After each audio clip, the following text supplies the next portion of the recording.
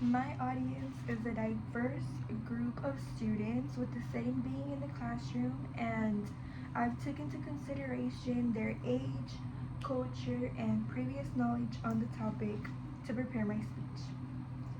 Imagine driving down the highway and you look at the car alongside of you and you see an 11-year-old little girl driving next to you.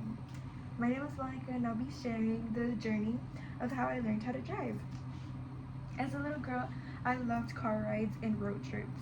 Every summer, my family and I would take a road trip to Mexico. We would drive 18 hours to Mexico and 18 hours back to Texas.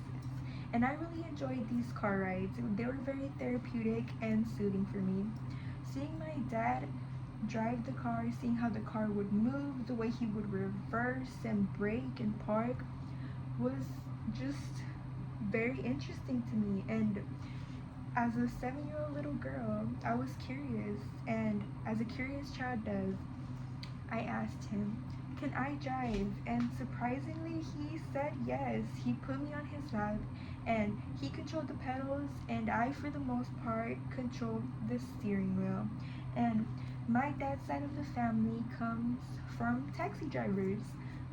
My dad, my grandpa, and uncles were all taxi drivers at one point. And my dad holds this title with pride. Anytime I drive my dad around, he tells me, "Of course, you're a great driver. You come from taxi drivers."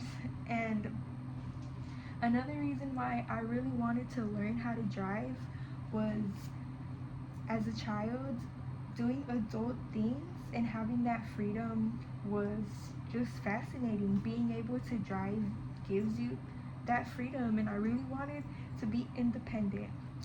And so, driving in Mexico is different than driving here in the U.S. The part where the part of Mexico where I'm from, the roads are dirt and rocks. The main mode of transportation is not driving; it's walking. So the max speed you could probably go is 20 miles per hour, and there's no traffic, no lights, and it's like driving on an empty parking lot, in my opinion. But so one summer when I was 10 years old, I finally asked my dad, I was like, "Can you teach me how to drive?" And he said yes. So anytime I would get in the car with him, he would always tell me something new. He would always teach me something new. He taught me road safety, how to maneuver the car, and just how to drive overall. Of course, before getting behind the wheel by myself. And the first time I got behind the wheel, I was in my mom's car, and we were in Mexico, and my dad was in the passenger seat. And I remember putting the car in drive, letting go of the brake, and slightly pushing on the accelerator. I was driving super, super slow, but I was finally driving.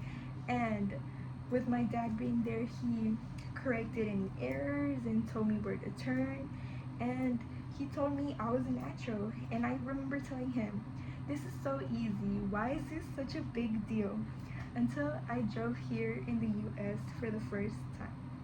Driving in the US is completely different than driving in Mexico because there's more cars, there's more laws and regulations, and it's just a lot more busier and a lot to look out for.